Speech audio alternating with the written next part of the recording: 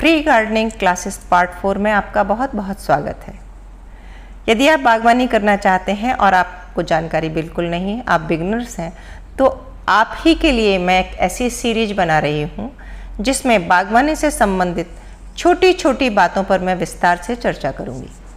इसी क्रम में हम 3 वीडियो बना चुके हैं और जिसमें हमने सीखा है कि मिट्टी किस तरह बनाएं, समृद्ध मिट्टी या अच्छी फर्टाइल सॉइल कैसे बनाएं, क्योंकि गार्डनिंग की पहली शर्त यही होती है कि मिट्टी अच्छी होगी। यदि हमारी मिट्टी अच्छी होगी तो 90% चीज़ें अच्छी ही होंगी। मिट्टी में क्या क्या मिलाना है ये मैं पहले बता चुकी हूँ, लेकिन आज के वीडियो में हम इस बात पर विस्तार से चर्चा करेंगे कि जो भी चीज़ें मैंने मिलाने के लिए बताई हैं उनको मिलाते समय क्या सावधानियाँ रखें, या यूँ कहूँ कि मिट्टी बनाते समय, फर्टाइल सॉइल बनाते समय हमें क्या क्या सावधानियाँ रखनी है। इसके अलावा एक और विषय होता है कि मिट्टी का पीएच, और वो थोड़ा सा कठिन विषय है, तो उस पर हम फिर कभी बाद में बात करेंगे। और वो इसलिए भी नहीं कि जिस तरह से मैंने आपको मिट्टी बनवाई है उससे मुझे पूरा भरोसा है कि मिट्टी का पीएच सही आएगा। मिट्टी का जो पीएच वैल्यू होती है, वाटर होल्ड करने की क्षमता होती है, जो वो 6.5 से 7.5 के बीच हो, तब वो अच्छी मिट्टी मानी जाती है और उसमें अच्छी फसल होती है। तो चलिए पीएच पर हम फिर कभी बात करेंगे, डिटेल में पूरा एक वीडियो बनाएंगे। आज तो हम सीखते हैं कि ये इंग्रेडिएंट्स मिलाते समय हमें क्या सावधानी रखनी है, क्या क्या मिलाना है। ये जानने के लिए आप पिछले दोनों एपिसोड देखें तो आपको पता चल जाएगा। सबसे पहले मैंने आपको गोबर की खाद बताई थी, वर्मी कंपोस्ट या किचन कंपोस्ट। तो जब भी ये हम खाद मिलाएं, खास करके गोबर की खाद, तो पहली सावधानी कि गोबर की खाद पूरी तरह सड़ी होना चाहिए, 1 साल पुरानी हो। यदि आपको सड़ी खाद की पहचान नहीं है तो आप खाद खरीद लाएं और उसको अपने स्टोर रूम में 6 महीने के लिए छोड़ दें। बीच में उसको थोड़ा मॉइस्ट करते रहें, क्योंकि खाद अगर गीली नहीं होगी तो उसमें मौजूद जो सूक्ष्म जीव हैं वो मर जाएंगे और वो खाद किसी काम की नहीं रहेगी। मिट्टी या खाद को हल्का मॉइस्ट रहने से ही उसमें जीवन रहता है। जीवन से मेरा मतलब है माइक्रो न्यूट्रिएंट्स। तो आप गोबर खाद सड़ी लें, और यदि आप वर्मी कंपोस्ट ले रहे हैं तो उसमें समस्या नहीं आती, क्योंकि वो केंचुए बनाते हैं और वो स्वतः ही खुद से ही डिकम्पोज हो जाती है।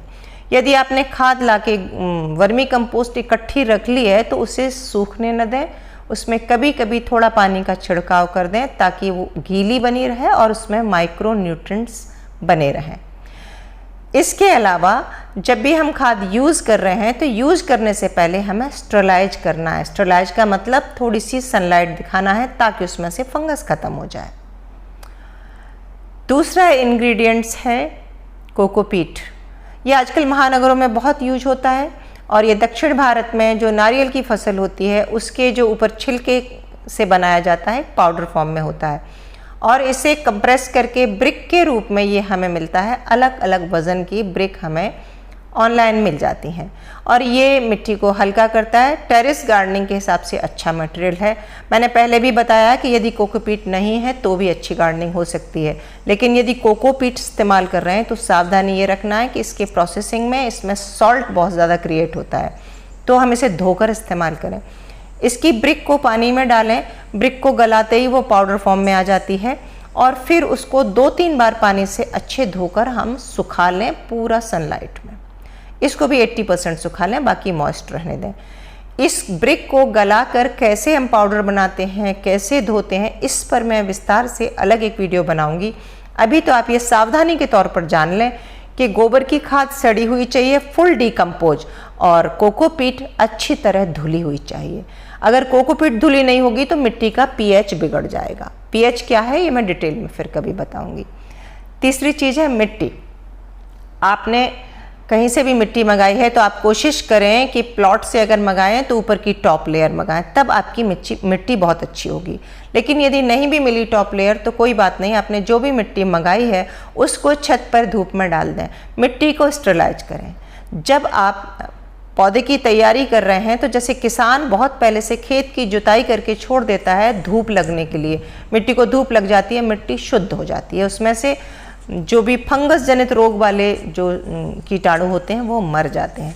तो जब हम मिट्टी बना रहे हैं तो हम गोबर खाद खरीद के लाएं और हम मान लेते हैं कि हमारी खाद सड़ी हुई है, फिर भी हम उसको स्टरलाइज कर रहे हैं और धूप में डाल रहे हैं। मिट्टी को भी ऐसे टब में भर के देखिए मैंने ये छोड़ दी है, इसमें मेरे में सब कुछ मिला है, लेकिन मैंने 8 दिन 10 दिन के लिए धूप में छोड़ा है। बीच बीच में मैं गुड़ाई कर देती हूँ, इससे मिट्टी मेरी उपचारित हो जाएगी, शुद्ध हो जाएगी। लेकिन ध्यान रहे कि मैं इसको 100% नहीं सुखाती हूँ। मैं दिन भर ये धूप में तपती है, फिर मैं शाम में इसको हल्का सा पानी की बौछार दे देती हूँ, तो इसकी ऊपर की 1-2 इंच लेयर ड्राई होती है, लेकिन अंदर इस मिट्टी में मॉइस्चर बना रहता है। मॉइस्चर बना के रखना है। आप दोनों चीज़ें बहुत गौर से समझिए, कंफ्यूज नहीं होना। स्टरलाइज करना है, धूप दिखाना है, लेकिन धूप दिखाने के बाद पूरा ड्राई पाउडर नहीं कर देना है, वरना सूक्ष्म जीव मर जाएंगे। तो हमें थोड़े पानी के छींटे भी बौछार भी देना है और फिर सनलाइट भी दिखाना है। साथ में एक और टिप, ये देखिए मैंने गमले भर के रखे हैं और मैंने इनको सूखे पत्ते से ढक रखा है। आपके पास कूड़ा कचरा, सूखे पत्ते या आपका गार्डन का जो भी कचरा निकलता हो, मिट्टी को एक कवर पहना के रखें। तैयार गमले को तैयार ड्रम पे, मेरे पास जूट भी पड़ा है तो मैं वो भी ढक देती हूँ। कुछ नहीं है तो गीला बोरा डाल दो, कुछ नहीं है तो आपका कॉटन का चद्दर ढक दो तैयार मिट्टी को। वो इसलिए कि मिट्टी जो खुली होती है तो कोई बात है, सूर्य की किरणें बहुत अंदर तक जाएंगी। स्टरलाइज हो गई, रेडी हो गई, वो आपने एक दिन कर लिया, अब ये रेडी है, लेकिन आपके पास पौध नहीं है, ये 8 दिन 10 दिन और पड़ी है, तो ये पड़ी पड़ी सूखेगी तो खराब होगी। तब फिर आप इसको एक कवर पहना दें, कपड़े पहना दें। जैसे कि प्लॉट में घास उगाती है, जंगल में घास उगाती है, वो मिट्टी की अंदर की नमी और पूरे मिट्टी के जीवन संसार को बचा के रखती है। तो आप ज़रूर इस पर कुछ, अगर आपने गमले भर के रख दिए तो आप, इसे हम मल्चिंग कहते हैं गार्डनिंग की भाषा में। और ये हम पौधा लगाने के बाद भी, जैसे कि ये ग्रो बैग है, इसमें हम एक टमाटर लगाएंगे तो उसके आसपास सूखे पत्ते डाल के बाकी जो खाली मिट्टी है उसको हम मल्च कर देते हैं। और मल्च कहें या कपड़े पहनाना कहें, या मिट्टी को हमें ढकना ही होता है, और ये मिट्टी की सेहत के लिए बहुत ज़रूरी होता है। एक सावधानी और कि यदि आपके पास पुरानी मिट्टी है जिसमें आप फसल ले चुके हैं, मान लीजिए इस टब में मेरी तो ये पुरानी ही है, मैंने एक फसल ली है, तो या तो मैं इस टब को उठाकर पूरा पलट दूँ, लेकिन वज़न ज़्यादा है तो मैं इसकी ऊपर की आधे टब की मिट्टी निकाल के धूप में डालूंगी, तो उस मिट्टी को स्टरलाइज करूंगी, और उस मिट्टी को दोबारा मैं कभी 40% या 50% खाद नहीं मिलाऊंगी, जैसा कि मैंने पहले बताया था। अब मैं 10% या 20% खाद मिला दूंगी। अब देखिए और भी चीज़ें मैंने बताई थी मिट्टी में। गोबर खाद आपको पता चल गया, मिट्टी और गोबर खाद स्टरलाइज करना पता चल गया, मिट्टी को कवर से ढक भी रहे हैं आप। और मैं सूक्ष्म तत्वों के लिए मैंने कभी कैल्शियम चाहिए, फास्फोरस चाहिए, पोटास चाहिए, इनके लिए मैंने छोटी छोटी चीज़ें बताई थी। ये ट्राइकोडर्मा, बोन मील और चूना और राख, ये जो भी चीज़ें हैं ये इस तरह हैं जिस तरह हम भोजन करने के बाद कभी मल्टीविटामिन्स ले लेते हैं, तो मल्टीविटामिन्स ज़्यादा मात्रा में नहीं ली जा सकती, पेट खराब हो जाएगा, पचेंगे नहीं, हो सकता है मैं नुकसान भी कर जाऊँ। तो इनकी मात्रा जैसे मैंने बताई है वैसे ही, और एक बार कम हो जाएगी तो कोई फ़र्क नहीं पड़ेगा, लेकिन भूल कर भी आप ज़्यादा नहीं देंगे। चूना ज़्यादा डालेंगे या राख डालेंगे तो फिर मिट्टी का पीएच खराब होगा। मैं पीएच पर भी अभी वीडियो बनाना चाह रही थी, पर उसको जो नापने के लिए लिटमस पेपर चाहिए होता है और लॉकडाउन चल रहा है, वो हमारे पास है नहीं, लेकिन मैं ज़रूर पीएच पर भी एक पूरा वीडियो बनाऊंगी, तो आप पीएच भी नाप सकेंगे। और एक बात और भी है, किसान अगर खेत का पीएच नापता है तो खेत के चारों कोनों से मिट्टी लाके पीएच नापता है और वो सही निकलता है। हम तो हर बार 1 बोरी 2 बोरी मिट्टी बनाते हैं, तो हमारे तो कई गमलों का अलग अलग पीएच भी हो सकता है। तो कोशिश करें कि जितनी मिट्टी है हमारी, सारे सूखे खाली गमले पलट लें और फिर उनमें इकट्ठा सब कुछ मिलाएं, तो हमारी एक जैसी मिट्टी बनकर तैयार होगी। मैं बार बार सूक्ष्म जीव और माइक्रो न्यूट्रिएंट्स की चर्चा कर रही हूँ, तो आप ये भी समझ लें कि ये मिट्टी को किस तरह उपजाऊ बनाते हैं, इनका क्या काम है। साथ ही केंचुए का मिट्टी से क्या संबंध है, माइक्रो न्यूट्रिएंट्स या सूक्ष्म जीवी और या केंचुए का, इन सब का मिट्टी से क्या संबंध है। यदि ये मिट्टी में नहीं होंगे तो क्यों उपजाऊ नहीं होगी।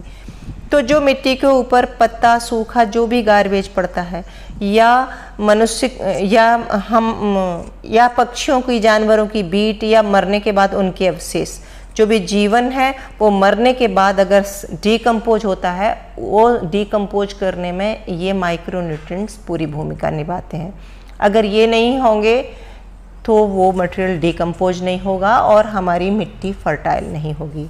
यही काम केंचुआ करता है। केंचुआ दिन में कई बार नीचे जाता है, ऊपर जाता है, मिट्टी भी खाता है, सूखे पत्ते भी खाता है। जब वो बार बार ऊपर नीचे जाता है तो मिट्टी पोली हो जाती है। पोरस मिट्टी में ऑक्सीजन अच्छे से पहुंचती है। हम पानी डालते हैं तो पानी नीचे तक जाता है, पोरोसिटी बढ़ जाती है। और अगर ये खेत हैं तो इसमें समझिए कि ज़मीन का वाटर लेवल तक बढ़ जाता है। तो केंचुआ और सूक्ष्म जीवों का मिट्टी में होना बहुत ज़रूरी है। तो उम्मीद है आज की जानकारी आपको अच्छी लगी होगी और मुझसे कुछ छूट गया हो तो ज़रूर बताएं। और वीडियो अच्छा लगा हो तो इस सीरीज़ को प्लीज़ इतना शेयर करें कि हर बिगिनर के पास पहुँचे। मेरा उद्देश्य है कि हर कोई अपने छत पर थोड़ी बहुत सब्जियां उगाए। वीडियो अच्छा लगा हो तो लाइक करें और मिलते हैं अगले वीडियो में नए विषय के साथ। तब तक के लिए नमस्कार।